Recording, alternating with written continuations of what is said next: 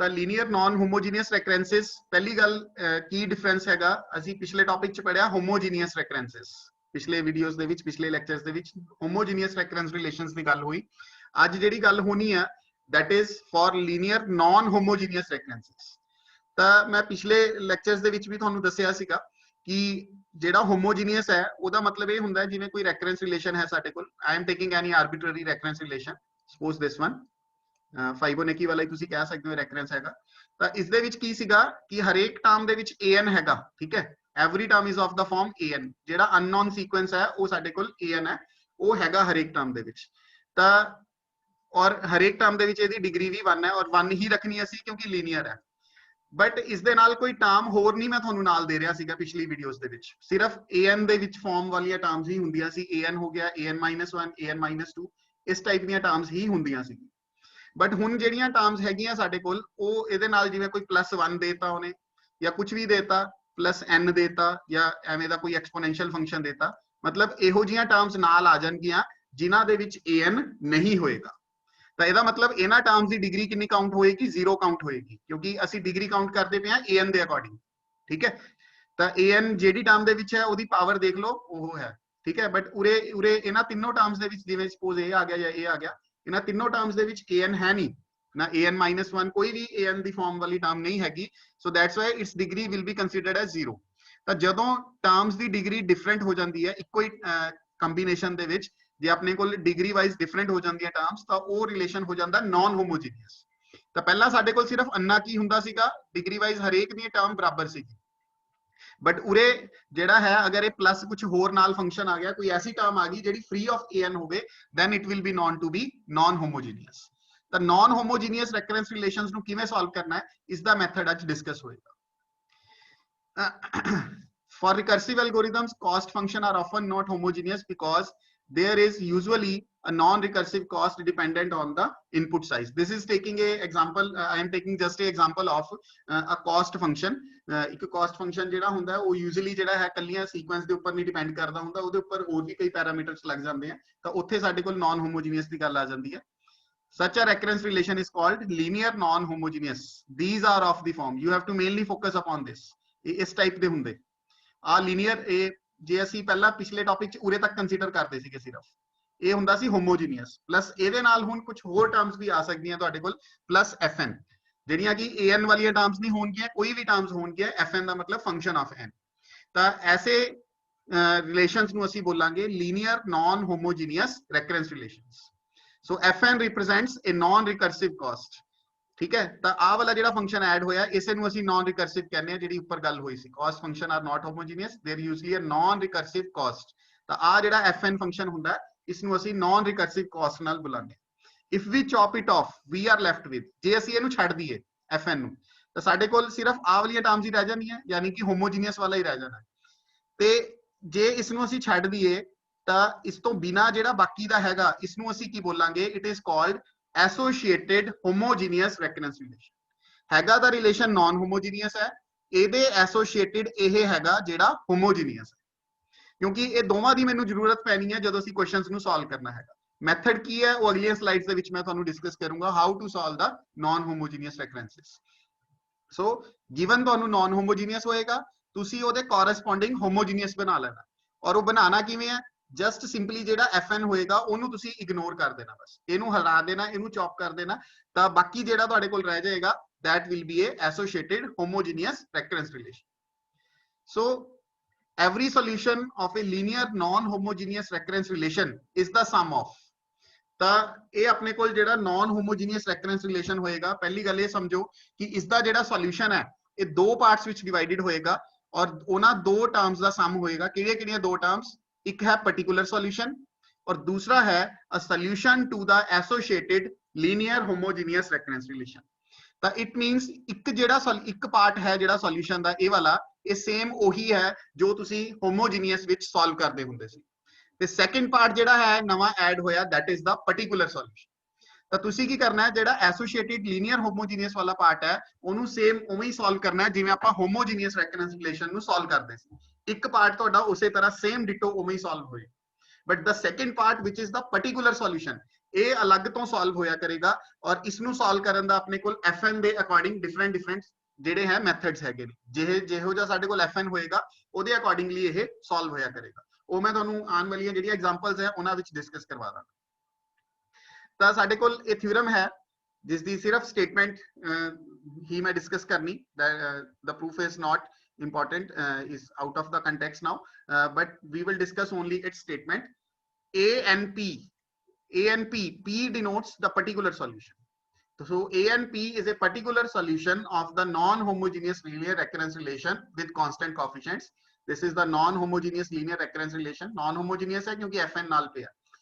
तो इसका solution जेड़ा है वो किस टाइप का होएगा? Its solution is of the form ANP plus ANH. ANP already दस दिता गया हैगा particular solution है. ANH जेड़ा है ये दस रहा हैगा ANH is the solution of the associated homogeneous recurrence relation. वही गल है कि जेड़ा दा solution है ये homogeneous recurrence relation दा solution plus the particular solution इना दोवां नू मिला के बनया करेगा उन्हें किवें फाइंड करना हैगा वो नेक्स्ट स्लाइड्स दे विच मैं तुहानू डिस्कस कर रहा हां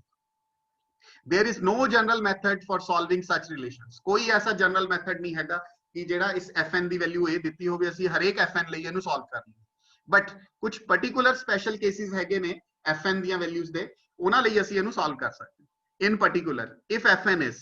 ਤਾਂ ਕੀ ਪੋਸਿਬਿਲਿਟੀਜ਼ ਹੈ ਜਾਂ ਤਾਂ fn ਹੋਵੇ ਕਾਂਸਟੈਂਟ ਅੱਜ ਦੇ ਲੈਕਚਰ ਵਿੱਚ ਅਸੀਂ ਕਾਂਸਟੈਂਟ ਵਾਲਾ ਕੇਸ ਹੀ ਡਿਸਕਸ ਕਰਨਾ ਹੈ ਓਨਲੀ ਬਾਕੀ ਅਦਰ ਪੋਸਿਬਿਲਿਟੀਜ਼ ਮੈਂ ਤੁਹਾਨੂੰ ਦੱਸ ਦੇਣਾ ਇੱਕ ਪੋਸਿਬਿਲਿਟੀ ਹੁੰਦੀ ਹੈ ਐਕਸਪੋਨੈਂਸ਼ੀਅਲ ਜਿਵੇਂ 2 ਪਾਵਰ n ਆ ਗਿਆ 3 ਪਾਵਰ n ਇਸ ਟਾਈਪ ਦਾ ਮਤਲਬ a ਪਾਵਰ n ਟਾਈਪ ਦਾ ਕੋਈ ਵੀ ਫੰਕਸ਼ਨ ਆ ਗਿਆ ਇਸ ਤਰ੍ਹਾਂ ਦਾ ਥਰਡ ਵਨ ਇਜ਼ ਪੋਲੀਨੋਮੀਅਲ कोई भी पॉलीनोमियल फॉर्म दे विच तुहानू fn दी वैल्यू दे सकता है n+1 देती या n² + 1 देती कुछ भी n² + n+1 ਇਹੋ ਜੀ ਤਾਂ ਪੋਲੀਨੋਮੀਅਲ ਫੰਕਸ਼ਨ ਦੇ ਵਿੱਚ ਵੀ ਹੋ ਸਕਦੀ ਹੈ fn ਦੀ ਵੈਲਿਊ ਜਾਂ ਫਿਰ ਪ੍ਰੋਡਕਟ ਆਫ ਪੋਲੀਨੋਮੀਅਲ ਐਂਡ ਐਕਸਪੋਨੈਂਸ਼ੀਅਲ ਇਹਨਾਂ ਦੋਵਾਂ ਨੂੰ ਮਲਟੀਪਲਾਈ ਦੇ ਵਿੱਚ ਵੀ ਦੇ ਸਕਦਾ ਤੁਹਾਨੂੰ ਜਿਵੇਂ n+1 * 2⁻⁴ ਹੈ ਤਾਂ ਅੱਜ ਦੇ ਲੈਕਚਰ 'ਚ ਸਿਰਫ ਅਸੀਂ ਆਹ ਵਾਲਾ ਕੇਸ ਡਿਸਕਸ ਕਰਾਂਗੇ ਕਾਂਸਟੈਂਟ ਵਾਲਾ ਤੇ ਆਉਣ ਵਾਲੇ ਲੈਕਚਰਸ ਦੇ ਵਿੱਚ ਅਸੀਂ 1 ਬਾਈ 1 ਇਹਨਾਂ ਕੇਸਿਸ ਨੂੰ ਡਿਸਕਸ ਕਰਦੇ ਰਹਾਂਗੇ ਅੱਜ ਲਈ ਸਿਰਫ ਕਾਂਸਟੈਂਟ ਵਾਲਾ ਕੇਸ ਡਿਸਕਸ ਹੋਏਗਾ ਸੋ ਇਹਦੇ ਨਾਲ ਦਾ ਕੀ ਮੈਥਡ ਹੈ ਇਹਨੂੰ ਕਿਵੇਂ ਸੋਲਵ ਕਰਨਾ ਹੈਗਾ ਕਾਂਸਟੈਂਟ ਦੇ ਲਈ ਉਹ ਮੈਂ ਵਿਦ ਐਗਜ਼ਾਮਪਲ ਹੀ ਤੁਹਾਨੂੰ ਐਕਸਪਲੇਨ ਕਰੂੰਗਾ ਕਿ ਕਿਵੇਂ ਸੋਲਵ ਕਰਨਾ ਹੈਗਾ ਡਿਸਕਸ ਕਰਨ ਲੱਗਿਆ find a solution to this recurrence relation ਇਹ recurrence relation ਹੈ ਜਿਹਦੇ ਨਾਲ ਇਹ ਇਨੀਸ਼ੀਅਲ ਕੰਡੀਸ਼ਨਸ ਹੈ इसका ਅਸੀਂ solution find करना है you can easily check it that it is a non homogeneous because ਇਹ ਸਾਰੀਆਂ ਟਰਮਸ ਦੇ ਵਿੱਚ an ਹੈਗਾ but ਆ ਇੱਕ ਟਰਮ ਹੈ ਜਿਹਦੇ ਵਿੱਚ an ਨਹੀਂ ਹੈਗਾ that's why it is non homogeneous ਤੇ ਇਹ ਕਿਉਂਕਿ 3 ਆਰਡਰ ਦਾ ਰੈਕਰੈਂਸ ਰਿਲੇਸ਼ਨ ਹੈ ਆਰਡਰ ਮੈਂ ਤੁਹਾਨੂੰ ਦੱਸਿਆ ਸੀ highest index minus lowest index n-3 ਕਰੋਗੇ it will be 3 so we will need 3 initial conditions ਤਾਂ 3 initial conditions provided ਹੈ ਤਾਂ ਇਹਦਾ ਸੋਲੂਸ਼ਨ ਅਸੀਂ ਫਾਈਂਡ ਕਰਨਾ ਹੈ So ਇਹਦਾ ਜੇ ਸੋਲੂਸ਼ਨ ਅਸੀਂ ਫਾਈਂਡ ਕਰਨਾ ਹੈ ਤਾਂ firstly you can see here characteristic equation ਮੈਂ ਕੰਸੀਡਰ ਕੀਤੀ ਹੈ ਬਟ ਇਹਨੂੰ ਇਕੁਅਲ ਟੂ 0 ਹੀ ਲਿੱਤਾ ਹੈ because we are talking about associated homogeneous ਇਹਦਾ ਐਸੋਸੀਏਟਿਡ ਹੋਮੋਜੀਨੀਅਸ ਤੁਹਾਡੇ ਕੋਲ ਇਹ ਬਣੇਗਾ 4an-1 minus 11an-2 plus 30an-3 equal to 0 ਜਿਹੜਾ fn ਹੈ fn ਉਰੇ ਤੁਹਾਡੇ ਕੋਲ ਕੀ ਸੀਗਾ 1 ਸੀਗਾ ਇਹਨੂੰ ਤੁਸੀਂ ਚੌਪ ਆਫ ਕਰ ਦੇਣਾ ਇਹਨੂੰ ਨਹੀਂ ਲੈਣਾ ਹੈਗਾ ਐਸੋਸੀਏਟਿਡ ਹੋਮੋਜੀਨੀਅਸ ਦੇ ਵਿੱਚ so this is the associated homogeneous recurrence non homogeneous ਦੇ ਨਾਲ ਐਸੋਸੀਏਟਿਡ ਹੋਮੋਜੀਨੀਅਸ ਰੈਕਰੈਂਸ ਹੈ ਇਹ ਵਾਲਾ ਤਾਂ ਅਸੀਂ ਜਿਹੜੀ ਕੈਰੈਕਟਰਿਸਟਿਕ ਇਕੁਏਸ਼ਨ ਬਣਾਣੀ ਹੈ ਉਹ ਐਸੋਸੀਏਟਿਡ ਹੋਮੋਜੀਨੀਅਸ ਦੇ ਅਕੋਰਡਿੰਗ ਹੀ ਬਣਾਣੀ ਹੈ ਤਾਂ ਸੇਮ ਉਹੀ ਤਰੀਕਾ ਹੈਗਾ ਕਿਉਂਕਿ 3 ਆਰਡਰ ਦਾ ਸੀਗਾ ਮੈਂ ਤੁਹਾਨੂੰ ਇਹਦਾ ਮੈਥਡ ਦੱਸਿਆ ਹੋਇਆ ਕੈਰੈਕਟਰਿਸਟਿਕ ਇਕੁਏਸ਼ਨ ਬਣਾਉਣ ਦਾ ਹੋਮੋਜੀਨੀਅਸ ਵਾਲੀ ਵੀਡੀਓਜ਼ ਦੇ ਵਿੱਚ ਕਿ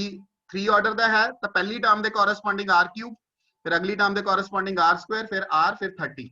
मतलब without r raise to power 0 ਤਾਂ ਇਹ ਕੈਰੈਕਟਰਿਸਟਿਕ ਇਕੁਏਸ਼ਨ ਬਣੇਗੀ ਤੇ 3 ਡਿਗਰੀ ਦੀ ਹੈਗੀ ਹੈ ਤਾਂ r ਦੀਆਂ ਵੈਲਿਊਜ਼ ਅਸੀਂ ਸੋਲਵ ਕਰਨੀ ਹੈ ਬਾਈ ਹਿਟ ਐਂਡ ਟ੍ਰਾਇਲ ਹੋਏਗਾ r1 = 2 ਇਹਨੂੰ ਸੈਟੀਸਫਾਈ ਕਰਦਾ ਇਹ ਪਹਿਲਾਂ ਵਾਲੀ ਵੀਡੀਓਜ਼ ਦੇ ਵਿੱਚ ਵੀ ਡਿਸਕਸ ਹੋਇਆ ਹੋਇਆ ਸੇਮ ਹੀ ਇਕੁਏਸ਼ਨ ਸੀਗਾ ਇਹਨੂੰ ਇਸੇ ਤਰ੍ਹਾਂ ਹੀ ਅਸੀਂ ਸੋਲਵ ਕੀਤਾ ਸੀ with the help of Horner's method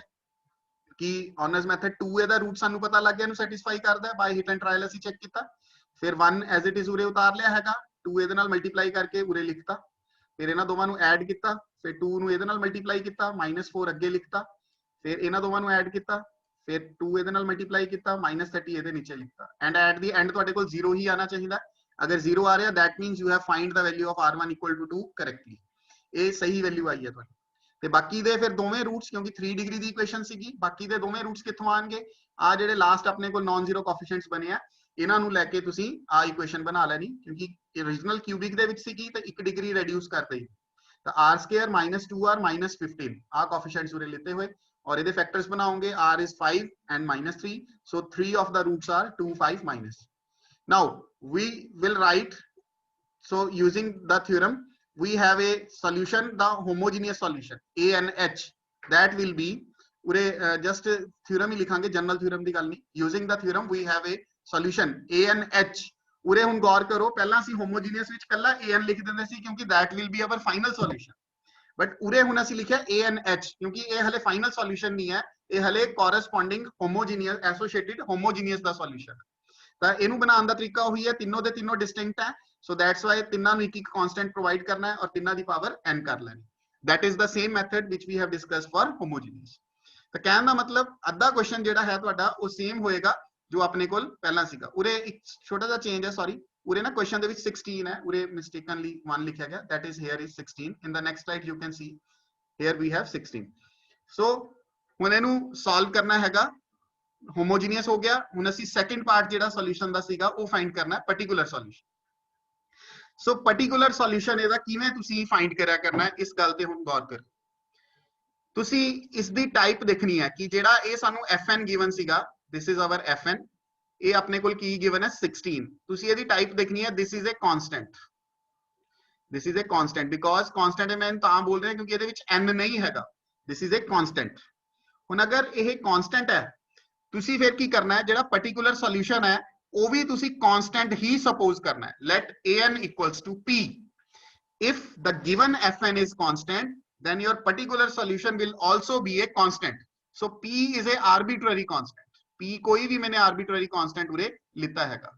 हुन साडा टारगेट की है कि जेकर ਅਸੀਂ ਪਾਰਟਿਕੂਲਰ ਸੋਲੂਸ਼ਨ ਨੂੰ ਸੋਲਵ ਕਰਨਾ ਹੈ then we have to find the value of p ਅਸੀਂ ਇਸ p ਦੀ ਵੈਲਿਊ ਜਿਹੜੀ ਹੈ ਉਹ ਫਾਈਂਡ ਕਰਨੀ ਹੈ ਤਾਂ p ਦੀ ਵੈਲਿਊ ਜੇ ਫਾਈਂਡ ਕਰਨੀ ਹੈ an ਦੀ ਵੈਲਿਊ ਤੁਹਾਡੇ ਕੋਲ p ਹੈ ਤਾਂ an - 1 an - 2 an - 3 ਇਹ ਤਿੰਨੋਂ ਦੇ ਤਿੰਨੋਂ ਇਹ ਵੀ ਫਾਈਂਡ ਕਰੋ ਤਾਂ ਕਿਉਂਕਿ ਇਧਰਲੀ ਸਾਈਡ p ਕੱਲਾ ਹੈਗਾ n ਹੈ ਨਹੀਂ ਇਧਰ ਕਿਤੇ ਵੀ n ਨਹੀਂ ਹੈਗਾ ਸਾਡੇ ਕੋਲ ਤਾਂ ਚਾਹੇ n ਨੂੰ n - 1 ਚ ਚੇਂਜ ਕਰ ਦਈਏ ਤਾਂ ਵੀ p ਰਹੇਗਾ n ਨੂੰ n - 2 ਚ ਚੇਂਜ ਕਰ ਦਈਏ ਤਾਂ ਵੀ p ਹੈ ਚਾਹੇ n - 3 ਚ ਚੇਂਜ ਕਰ ਦਈਏ ਤਾਂ ਵੀ ਰਾਈਟ ਸਾਈਡ ਤੇ p ਹੋਈ ਰਹੇਗਾ ਤਾਂ ਇਹਨਾਂ ਚਾਰਾਂ ਦੀ value an an - 1 an - 2 an - 3 ਚਾਰਾਂ ਦੀ ਵੈਲਿਊ ਸਾਡੇ ਕੋਲ p ਹੈਗੀ ਹੈ ਉਹ ਤੁਸੀਂ ਇਸ ਦੇ ਵਿੱਚ ਫਿਰ ਸਬਸਟੀਟਿਊਟ ਕਰ ਦੇਣੀ ਹੈ ਨਾਨ ਹੋਮੋਜੀਨੀਅਸ ਵਾਲੇ ਇਸ ਦੇ ਵਿੱਚ ਤੁਸੀਂ ਪੁੱਟ ਕਰ ਦੇਣੀ ਹੈ ਤਾਂ an ਦੀ ਜਗ੍ਹਾ p ਪੁੱਟ ਕਰਤਾ an - 1 ਦੀ ਜਗ੍ਹਾ p ਪੁੱਟ ਕਰਤਾ an - 2 ਦੀ ਜਗ੍ਹਾ p ਪੁੱਟ ਕਰਤਾ an - 3 ਦੀ ਜਗ੍ਹਾ और इसमें तुसी सिंपलीफाई करोगे you will get 16p is equal to 16 you will get p is equals to 1 ਤਾਂ ਜਿਹੜਾ ਫਿਰ ਤੁਹਾਡੇ ਕੋਲ ਪਾਰਟਿਕੂਲਰ ਸੋਲੂਸ਼ਨ ਹੈ an equal to p suppose ਕੀਤਾ ਸੀ ਤਾਂ p ਦੀ ਵੈਲਿਊ 1 ਆਈ ਹੈ ਤਾਂ ਇਸ ਕਰਕੇ hence an p is equal to 1 so the general solution will be the summation of the particular plus homogeneous ਤੇ ਪਾਰਟਿਕੂਲਰ ਤੇ ਹੋਮੋਜੀਨੀਅਸ ਨੂੰ ਐਡ ਕਰਕੇ ਲਿਖੋਗੇ ਆ ਹੋਮੋਜੀਨੀਅਸ ਸੀਗਾ +1 ਇਹ ਪਾਰਟਿਕੂਲਰ ਕਰਤਾ ਹੁਣ ਜਿਹੜੀਆਂ ਇਨੀਸ਼ੀਅਲ ਕੰਡੀਸ਼ਨਸ ਹੈ ਹੁਣ ਤੁਸੀਂ ਅਪਲਾਈ ਕਰਨੀ ਹੈ ਜਦੋਂ ਤੁਸੀਂ ਹੋਮੋਜੀਨੀਅਸ ਤੇ ਪਾਰਟਿਕੂਲਰ ਨੂੰ ਐਡ ਕਰਕੇ ਲਿਖ ਲਓਗੇ ਹੁਣ ਇਨੀਸ਼ੀਅਲ ਕੰਡੀਸ਼ਨਸ ਅਪਲਾਈ ਕਰਕੇ ਤੁਸੀਂ ਇਹ α1 α2 α3 ਜਿਹੜਾ ਹੈਗਾ ਇਹ ਫਾਈਂਡ ਕਰ ਲੈਣਾ ਤਾਂ ਪਹਿਲਾਂ ਇਨੀਸ਼ੀਅਲ ਕੰਡੀਸ਼ਨ a0 ਦੀ ਵੈਲਿਊ ਗਿਵਨ ਸੀ ਤਾਂ n ਨੂੰ 0 ਪੁੱਟ ਕਰ ਲਿਆ ਸਾਰੇ ਕਿਤੇ ਫਿਰ a1 ਦੀ ਵੈਲਿਊ ਗਿਵਨ ਸੀ ਤਾਂ n ਨੂੰ 1 ਪੁੱਟ ਕਰ ਲਿਆ ਫਿਰ a2 ਦੀ ਵੈਲਿਊ ਗਿਵਨ ਸੀ ਤਾਂ n ਨੂੰ ਅਸੀਂ 2 ਪੁੱਟ ਕਰ ਲਿਆ ਹੈਗਾ now you will solve these 3 equations ਇਹ ਤਿੰਨ ਇਕੁਏਸ਼ਨਸ ਬਣ ਗਈਆਂ ਸਿੰਪਲੀਫਾਈ ਕਰਕੇ a0 0 ਗਿਵਨ ਹੈ a1 -35 given है a2 -85 given है ਤੇ ਰਾਈਟ ਸਾਈਡਸ ਨੂੰ ਸਿੰਪਲੀਫਾਈ ਕਰਕੇ ਆ ਸਾਰੀਆਂ ਬਣ ਗਈਆਂ ਇਕੁਏਸ਼ਨਸ ਇਹਨਾਂ ਨੂੰ ਹੁਣ ਤੁਸੀਂ ਸਾਈਮਲਟੇਨੀਅਸਲੀ ਸੋਲਵ ਕਰਨਾ ਹੈਗਾ ਔਰ α1 α2 α3 ਦੀ ਵੈਲਿਊ ਆਬਟੇਨ ਕਰ ਲੈਣੀ ਹੈ ਤਾਂ ਇਸ ਤਰ੍ਹਾਂ ਤੁਸੀਂ ਸੋਲਵ ਕਰੋਗੇ ਅਗਰ ਫਸਟ ਇਕੁਏਸ਼ਨ ਨੂੰ 3 ਨਾਲ ਔਰ ਸੈਕੰਡ ਨੂੰ 2 ਨਾਲ ਤਾਂ ਜਿਹੜਾ ਤੁਹਾਡਾ α2 ਹੈ ਉਹ ਐਲੀਮੀਨੇਟ ਹੋ ਜਾਏਗਾ ਠੀਕ ਹੈ ਇਸੇ ਤਰ੍ਹਾਂ ਫਿਰ 1 ਨੂੰ ਜੇ 9 ਨਾਲ ਕਰੋਗੇ ਤੇ 3 ਚੋਂ ਉਹਨੂੰ ਸਬਟ੍ਰੈਕਟ ਕਰ ਦੋਗੇ ਉਹਨਾਂ ਚੋਂ ਵੀ α2 ਐਲੀਮੀਨੇਟ ਹੋ ਜਾਏਗਾ this will be the second equation without α2 fourth and fifth ਜਿਹੜੀਆਂ ਹੈਗੀਆਂ ਆਪਣੇ ਕੋਲ ਇਹ ਆ ਓਕੇ ਤਾਂ ਇਹ α2 ਤੋਂ ਫ੍ਰੀ ਦੋ ਇਕੁਏਸ਼ਨਸ ਆ ਗਈਆਂ ਇਕੁਏਸ਼ਨ 4 and 5 ਤੁਸੀਂ ਇਹਨਾਂ ਨੂੰ ਸਿੰਪਲੀ ਜੇ ਐਡ ਕਰੋਗੇ ਤੁਹਾਡੇ ਕੋਲ α1 ਕੈਨਸਲ ਹੋ ਜਾਏਗਾ you will get the value of α3 from here α3 the value ਇਹ ਆਏਗੀ -116/24 you can check it manually by calculating α3 the value ਨੂੰ ਪੁੱਟ ਕਰ ਦਿਓ 4th ਦੇ ਵਿੱਚ you will get the value of α1 and alpha 1 ਤੇ अल्फा 3 ਦੀਆਂ ਵੈਲਿਊਜ਼ ਫਸਟ ਇਕੁਏਸ਼ਨ ਚ ਪੁੱਟ ਕਰ ਦਿਓ ਜੋ ਲਾਸਟ ਸਲਾਈਡ ਦੇ ਵਿੱਚ ਸੀਗੀ ਫਸਟ ਇਕੁਏਸ਼ਨ ਤਾਂ you will get alpha 2 is equal to 25/6. So this is your final solution. Substitute the values of alpha 1, alpha 2, alpha 3.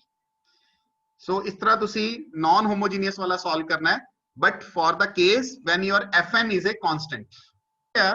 ਇਸੇ ਦੇ ਵਿੱਚ constant ਦੇ ਵਿੱਚ another example ਮੈਂ ਉਰੇ ਕੋਟ ਕਰ ਰਿਹਾ ਹੈਗਾ। ਇਸ ਦੇ ਵਿੱਚ ਤੁਸੀਂ ਕੀ ਦੇਖੋਗੇ, ਜਿਵੇਂ ਇਹ ਐਗਜ਼ਾਮਪਲ ਹੈ, ਇਸ ਦੇ ਵਿੱਚ ਕੀ ਹੋਏਗਾ, ਜਿਵੇਂ ਉਸ ਦੇ ਵਿੱਚ ਸਾਡੇ ਕੋਲ ਪਹਿਲੇ ਸਟੈਪ ਦੇ ਵਿੱਚ ਹੀ p ਦੀ ਵੈਲਿਊ ਜਿਹੜੀ ਸੀ ਉਹ ਸੋਲਵ ਹੋ ਗਈ। ਹੁਣ ਇਸ ਐਗਜ਼ਾਮਪਲ ਦੇ ਵਿੱਚ ਕੁਝ ਸਪੈਸ਼ਲ ਕੇਸ ਆਊਗਾ ਕਨਸਟੈਂਟ ਦੇ ਲਈ, ਜਦੋਂ ਸਾਡੇ ਕੋਲ p ਦੀ ਵੈਲਿਊ ਪਹਿਲੀ ਵਾਰ ਦੇ ਵਿੱਚ ਨਹੀਂ ਸੋਲਵ ਹੋਏਗੀ, ਜਿਵੇਂ ਅਸੀਂ ਪਹਿਲਾਂ ਸਪੋਜ਼ ਕੀਤਾ ਸੀ, ਤਾਂ ਕੇਸ ਆਫ ਫੇਲਿਅਰ ਬਣੇਗਾ। that is the special case in this question. I will solve the question and will notify you when the case of failure arises. So same ਉਸੇ ਤਰ੍ਹਾਂ ਕਰਨਾ ਹੈਗਾ। ਐਸੋਸੀਏਟਿਡ ਹੋਮੋਜੀਨੀਅਸ ਇਹਦਾ ਕੀ ਬਣ ਜਾਏਗਾ, ਇਹ ਸਾਰੀ ਇਕੁਏਸ਼ਨ, ਠੀਕ ਹੈ, ਇਹਨੂੰ ਬਰਾਬਰ ਇਕੁਅਲ ਟੂ 0 ਰੱਖ ਲੈਣਾ, ਤਾਂ ਇਹਦੇ ਕੋਰਸਪੋਂਡਿੰਗ ਜਿਹੜੀ ਕਰੈਕਟਰਿਸਟਿਕ ਇਕੁਏਸ਼ਨ ਹੈ ਇਹ ਬਣ ਜਾਏਗੀ। ਐਸੋਸੀਏਟਿਡ ਹੋਮੋਜੀਨੀਅਸ ਪਹਿਲਾਂ ਲਿਖ ਲੈਣਾ ਤੇ ਇਹ ਕਰੈਕਟਰਿਸਟਿਕ ਇਕੁਏਸ਼ਨ ਬਣ ਜਾਏਗੀ। ਤੇ ਇਹਦੇ ਵਿੱਚੋਂ ਤੁਸੀਂ r1 ਇਕੁਅਲ ਟੂ 1 ਉਸੇ ਤਰ੍ਹਾਂ ਹਿਟ ਐਂਡ ਟ੍ਰਾਇਲ ਨਾਲ ਚੈੱਕ ਕੀਤਾ ਤੇ ਚੈੱਕ ਕਰ ਲਿਓ, ਇਸੇ ਤਰ੍ਹਾਂ ਹੀ ਸੇਮ ਜਿਵੇਂ ਪਿਛਲੇ ਐਗਜ਼ਾਮਪਲ ਚ ਅਪਲਾਈ ਹੋਇਆ ਸੀਗਾ। you will get these three coefficients, ਠੀਕ ਹੈ, ਤਾਂ ਇਹਦੇ ਕੋਰਸਪੋਂਡਿੰਗ ਆ ਇਕੁਏਸ਼ਨ ਅਸੀਂ ਬਣਾ ਲਈ ਹੈਗੀ, r square minus 3r plus 2 ਤੇ ਇਹਦੇ factors r minus 1 r minus 2. you will here get the repeated values. so ਜਿਹੜਾ ਅਸੀਂ ਉਹ ਬਣਾਉਂਦੇ ਹੁੰਦੇ ਸੀ ਹੋਮੋਜੀਨੀਅਸ ਸੋਲੂਸ਼ਨ, ਉਰੇ ANH ਉਹ ਕਿਵੇਂ ਬਣ ਜਾਏਗਾ ਤੁਹਾਡਾ, ਕਿਉਂਕਿ 2 ਜਿਹੜਾ ਹੈ 1 ਟਾਈਮਸ ਰਿਪੀਟ ਹੋਇਆ, ਇਹਨੂੰ ਇੱਕੋ ਹੀ ਕਾਂਸਟੈਂਟ ਦੇਣਾ, 1 2 ਟਾਈਮਸ ਰਿਪੀਟ ਹੋਇਆ, ਇਹਨੂੰ ਦੋ ਕਾਂਸਟੈਂਟ ਪ੍ਰੋਵਾਈਡ ਕਰਤੇ, ਬਟ ਸੈਕੰਡ ਕਾਂਸਟੈਂਟ ਨਾਲ n ਲਗਾ ਦਿੱਤਾ। ਹੁਣ ਆਨੇ ਆ ਪਾਰਟਿਕੂਲਰ ਸੋਲੂਸ਼ਨ ਤੇ, to find the particular solution. Again, because your fn is a constant, so you will suppose the particular solution as a constant, an equal to p. इसनु ਜਦੋਂ suppose ਕੀਤਾ ਤਾਂ an minus 1, an minus 2, an minus 3 same thing, they are all equal to p now, ਜਿਵੇਂ ਆਪਾਂ ਪਿਛੇ ਕੀਤਾ ਸੀ। But ਇਸ ਵਾਰ ਜਦ ਤੁਸੀਂ ਇਹਨੂੰ ਸਬਸਟੀਟਿਊਟ ਕੀਤਾ ਵੈਲਿਊਜ਼ ਨੂੰ, an ਨੂੰ, an minus 1, an minus 2, an minus 3,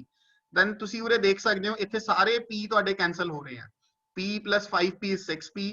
and minus 4p plus minus 2p is minus 6p. 6p minus 6p cancel हो जाएगा. You will get 0 equal to 1. That means you are not getting the value of p. It is a case of failure. और वैसे भी तुसी कह सकते हो it is a contradiction. You are getting 0 equal to 1. So फिर की करना है, जे ये चीज हो जाए तो नेक्स्ट ट्रायल साडा ये होएगा कि p नहीं लेना, p दे नाल n मल्टीप्लाई करके ले लेना। पर्टिकुलर सॉल्यूशन दे विच फिर ਅਸੀਂ चेंज करांगे, कल्ला p नहीं लवांगे, फिर ਅਸੀਂ into n कर लवांगे। ਹੁਣ into n ਕੀਤਾ ਤਾਂ ਹੁਣ an minus 1, an minus 2, an minus 3 they will be, ਕਿਉਂਕਿ ਹੁਣ ਇੱਧਰ n ਆ ਗਿਆ ਤਾਂ n minus 1 into p, ਜੇ an minus 2 ਹੈ ਤਾਂ n minus 2 into p, an minus 3 ਹੈ ਤਾਂ n minus 3 into p, simply changing by n to n minus 1, n minus 2, n minus 3। ਤਾਂ ਇਹਦੇ ਨਾਲ ਹੁਣ ਫੇਰ ਦੁਬਾਰਾ ਤੋਂ ਇਸ ਦੇ ਵਿੱਚ ਸਬਸਟੀਟਿਊਟ ਕਰੋ, ਜੋ ਗਿਵਨ ਆਪਣੇ ਕੋਲ ਰਿਲੇਸ਼ਨ ਹੈ ਇਹਦੇ ਵਿੱਚ ਸਬਸਟੀਟਿਊਟ ਕਰੋ, you will get this term, an the value np substitute ਹੋਈ, an minus 1 the n minus 1p, an minus 2 ਦੀ ਇਹ ਸਬਸਟੀਟਿਊਟ ਹੋਗੀ, an minus 3 ਦੀ ਇਹ ਸਬਸਟੀਟਿਊਟ ਹੋਗੀ। ਇਹਨੂੰ ਓਪਨ ਕਰੋ, ਓਪਨ ਕਰੋਗੇ you can here again see that the terms are cancelled out. 5np plus np, 6np, it will be cancelled out with minus 4np, minus 2np, minus 6np, ये भी cancel हो गए। 4p plus 6p 10p हो गया, और minus 10p ये भी सारे आपस में कैंसिल हो गए। Again you are getting 0 equals to 1. So again a case of failure. ਤਾਂ दो बार ਅਸੀਂ ट्राई ਕੀਤਾ, ਇੱਕ ਵਾਰ ਜਦੋਂ ਅਸੀਂ p ਲਿੱਤਾ ਤਾਂ ਵੀ ਫੇਲਿਅਰ ਆ ਗਿਆ, np ਲਿੱਤਾ ਤਾਂ ਵੀ ਫੇਲਿਅਰ ਆ ਗਿਆ। ਤਾਂ ਹੁਣ ਅਸੀਂ ਨੈਕਸਟ ਟਰਾਈ ਕਰਾਂਗੇ ਇੱਕ ਹੋਰ n ਮਲਟੀਪਲਾਈ ਕਰਕੇ n ਸਕੁਆਇਰ p। ਉਦੋਂ ਤੱਕ ਅਸੀਂ ਅੱਗੇ ਦੀ ਅੱਗੇ ਮਲਟੀਪਲਾਈ ਕਰੀ ਜਾਣਾ ਜਦੋਂ ਤੱਕ ਸਾਨੂੰ p ਦੀ ਵੈਲਿਊ ਨਹੀਂ ਮਿਲ ਜਾਂਦੀ, ਜਦ ਤੱਕ ਕੇਸ ਆਫ ਫੇਲਿਅਰ ਨਹੀਂ ਬੰਦ ਹੋ ਜਾਂਦਾ। ਜੇ ਮੰਨ ਲਓ ਇਹ ਵੀ ਫੇਲ ਹੋ ਜਾਂਦਾ ਤਾਂ ਫਿਰ ਅਸੀਂ n cube p ਟਰਾਈ ਕਰਾਂਗੇ, ਤਾਂ ਇਸ ਵਾਰ ਨਹੀਂ ਫੇਲ ਹੋਏਗਾ, ਇਸ ਦੇ ਨਾਲ ਸੋਲਵ ਹੋ ਜਾਣਾ। ਦੇਖ ਲਿਓ ਇਸ ਕੁਐਸਚਨ ਦੇ ਵਿੱਚ ਤਾਂ an minus 1 ਕੀ ਬਣੇਗਾ, n ਨੂੰ n minus 1 ਚ ਚੇਂਜ ਕੀਤਾ, n minus 1 square p, an minus 2 ਕੀ ਬਣੇਗਾ, n minus 2 square into p, और an minus 3 ਕੀ ਬਣੇਗਾ, n minus 3 square into p। Again equation ਦੇ ਵਿੱਚ ਰਿਪਲੇਸ ਕਰ ਦਿੱਤਾ ਹੈਗਾ an minus 1, an minus 2, an minus 3, ठीक है। और इसनु अगर तुसी ओपन करोगे, इसनु ब्रैकेट्स नु ओपन करोगे, you will get all these terms. You can simply check it by manual calculation.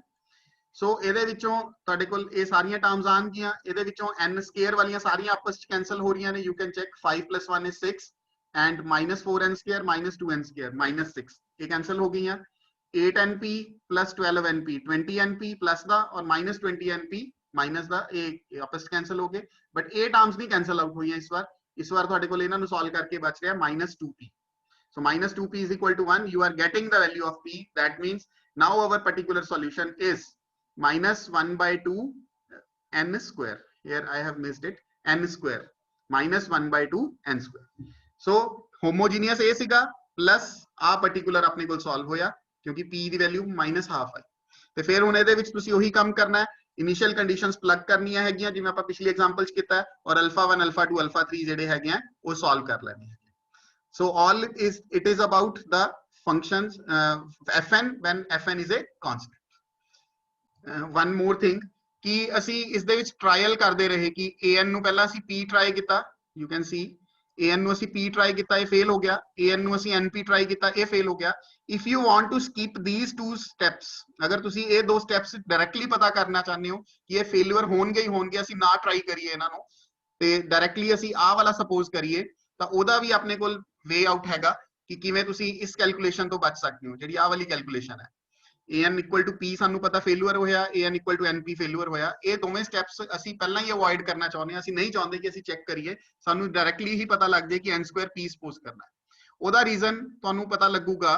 ਕਿ ਕਿਵੇਂ ਤੁਸੀਂ ਫਾਈਂਡ ਕਰਨਾ ਹੈ। ਉਹ ਹੋਮੋਜੀਨੀਅਸ ਜਿਹੜਾ ਸੋਲੂਸ਼ਨ ਤੁਸੀਂ ਫਾਈਂਡ ਕੀਤਾ ਹੈਗਾ ਇਥੋਂ ਪਤਾ ਲੱਗੇਗਾ। ਇਹ ਵਾਲਾ ਜਿਹੜਾ ਹੋਮੋਜੀਨੀਅਸ ਸੋਲੂਸ਼ਨ ਹੈ ਇਸ ਨੂੰ ਮੈਂ ਦੁਬਾਰਾ ਤੋਂ ਲਿਖ ਰਿਹਾ, ਦੇਖੋ α1 2 ਦੀ n plus α2 plus n α3, 1 ਦੀ ਪਾਵਰ n 1 ਹੀ ਹੋ ਗਿਆ, ਉਹਨੂੰ ਮੈਂ ਇਗਨੋਰ ਕਰ ਦਿੱਤਾ ਇਸੇ ਕਰਕੇ, ਆ 1 ਦੀ ਪਾਵਰ n ਇਗਨੋਰ ਕਰਤਾ। ਹੁਣ ਤੁਸੀਂ ਦੇਖੋ, ਤੁਸੀਂ ਪਾਰਟਿਕੂਲਰ ਸੋਲੂਸ਼ਨ ਸਪੋਜ਼ ਕੀਤਾ an equal to p, ਜਿਹੜਾ ਫੇਲਿਅਰ ਹੋਇਆ, ਕਿਉਂ ਫੇਲਿਅਰ ਹੋਇਆ ਕਿਉਂਕਿ ਇਹਦੇ ਵਰਗੀ ਹੀ ਟਰਮ ਸਾਡੇ ਕੋਲ ਹੋਮੋਜੀਨੀਅਸ ਦੇ ਵਿੱਚ ਪਈ ਹੈ ਆਲਰੇਡੀ α2। ਇਹਦੇ ਵਰਗੀ ਮੈਂ ਕਿਵੇਂ ਕਹਿ ਰਿਹਾ ਕਿਉਂਕਿ ਇਹ ਕੱਲਾ ਕਾਂਸਟੈਂਟ ਹੈ, ਕੱਲਾ ਕਾਂਸਟੈਂਟ ਉਰੇ ਪਿਆ ਸਾਡੇ ਕੋਲ। ਤੁਸੀਂ ਟਰਾਈ ਕੀਤਾ an equal to np, ਇਹ ਵੀ ਫੇਲਿਅਰ ਹੋਇਆ ਕਿਉਂਕਿ ਇਹਦੇ ਵਰਗੀ ਵੀ ਟਰਮ ਸਾਡੇ ਕੋਲ ਹੋਮੋਜੀਨੀਅਸ ਚ ਪਈ ਹੈ n α3, n into constant, ਇਹ ਵੀ ਤੁਹਾਡਾ ਕੀ ਹੈ n into constant। ਜਦੋਂ ਤੱਕ ਤੁਹਾਡੀ ਟਰਮ ਐਸੀ ਸੇਮ ਟੂ ਸੇਮ ਹੋਮੋਜੀਨੀਅਸ ਦੇ ਵਿੱਚ ਪਈ ਹੈ ਉਦੋਂ ਤੱਕ ਕੇਸ ਆਫ ਫੇਲਿਅਰ ਆਂਦਾ ਰਹੇਗਾ। ਫਿਰ ਤੁਸੀਂ n square p ਟਰਾਈ ਕੀਤਾ, ਬਟ ਉਹ ਇਹਦੇ ਵਿੱਚ ਕਿਤੇ ਵੀ ਨਹੀਂ ਸੀਗਾ, n square ਵਾਲੀ ਟਰਮ ਕਿਤੇ ਵੀ ਨਹੀਂ ਹੈ ਹੋਮੋਜੀਨੀਅਸ ਸੋਲੂਸ਼ਨ ਚ, ਤਾਂ ਇਸ ਕਰਕੇ ਉਹ ਸਾਡਾ ਰਿਟੇਨ ਹੋ ਗਿਆ, ਉਹਦੇ ਵਿੱਚੋਂ p ਦੀ ਵੈਲਿਊ ਫਾਈਂਡ ਹੋ ਗਈ। ਤਾਂ ਜਦੋਂ ਤੱਕ ਤੁਹਾਡੀ ਵੈਲਿਊ ਜਿਹੜੀ ਤੁਸੀਂ ਸਪੋਜ਼ ਕਰ ਰਹੇ ਹੋ ਹੋਮੋਜੀਨੀਅਸ ਦੀ ਕਿਸੇ ਨਾ ਕਿਸੇ ਟਰਮ ਨਾਲ ਮੈਚ ਕਰਦੀ ਰਹੇਗੀ, ਤਾਂ ਉਦੋਂ ਤੱਕ ਤੁਹਾਡਾ ਕੇਸ ਆਫ ਫੇਲਿਅਰ ਆਏਗਾ ਹੀ ਆਏਗਾ। ਤਾਂ ਕੇਸ ਆਫ ਫੇਲਿਅਰ ਤੋਂ ਜੇ ਬਚਣਾ ਹੈ ਤਾਂ ਤੁਸੀਂ ਸਟਾਰਟਿੰਗ ਦੇ ਵਿੱਚ ਹੀ ਇਹ ਸਪੋਜ਼ ਕਰ ਸਕਦੇ ਹੋ ਕਿ ਸਾਡੇ ਅਸੀਂ p ਸਪੋਜ਼ ਕੀਤਾ, ਤੁਸੀਂ ਦੇਖ ਲਿਆ ਇਹਦੇ ਵਿੱਚ ਹੈਗਾ, ਇਹਨੂੰ ਰਿਜੈਕਟ ਕਰ ਦਿਓ, ਇਹਨੂੰ ਚੈੱਕ ਕਰਨ ਦੀ ਜ਼ਰੂਰਤ ਹੀ ਨਹੀਂ। ਤੁਸੀਂ np ਸਪੋਜ਼ ਕੀਤਾ, ਤੁਸੀਂ ਚੈੱਕ ਕਰ ਲਓ ਹੋਮੋਜੀਨੀਅਸ ਚ ਪਈ ਹੈ ਟਰਮ, ਤਾਂ ਇਹਨੂੰ ਚੈੱਕ ਕਰਨ ਦੀ ਜ਼ਰੂਰਤ ਹੀ ਨਹੀਂ, ਇਹ ਵੀ ਫੇਲਿਅਰ ਹੀ ਬਣੇਗਾ। ਤਾਂ ਇਸ ਤੋਂ ਨੈਕਸਟ ਲੈ ਲਓ ਫਿਰ n square p, ਜੇ n square p ਵਰਗੀ ਵੀ ਟਰਮ ਉਰੇ ਹੁੰਦੀ ਫਿਰ ਨੈਕਸਟ ਅਸੀਂ ਲੈ ਲੈਣਾ ਸੀ n cube p। ਤਾਂ ਇਸ ਤਰ੍ਹਾਂ ਇਹ ਪ੍ਰੋਸੈਸ ਚੱਲਦਾ ਹੈਗਾ, ਡਾਇਰੈਕਟਲੀ ਤੁਸੀਂ ਫਾਈਂਡ ਕਰ ਸਕਦੇ ਹੋ। ਤਾਂ ਇਹ ਵਾਲੇ ਜਿਹੜੇ ਦੋ ਸਟੈਪਸ ਹੈ ਇਹਨਾਂ ਤੋਂ ਤੁਸੀਂ ਬਚ ਸਕਦੇ ਹੋ। ਇਹ ਦੋ ਸਟੈਪਸ ਤੁਹਾਨੂੰ ਕਰਨ ਦੀ ਜ਼ਰੂਰਤ ਨਹੀਂ ਹੈ, ਕੈਲਕੂਲੇਸ਼ਨ ਕਰਨ ਦੀ ਜ਼ਰੂਰਤ ਨਹੀਂ, you can directly suppose the particular solution like this. So this is all about the function fn when fn is a constant, non homogeneous recurrence relations ਦੇ ਵਿੱਚ।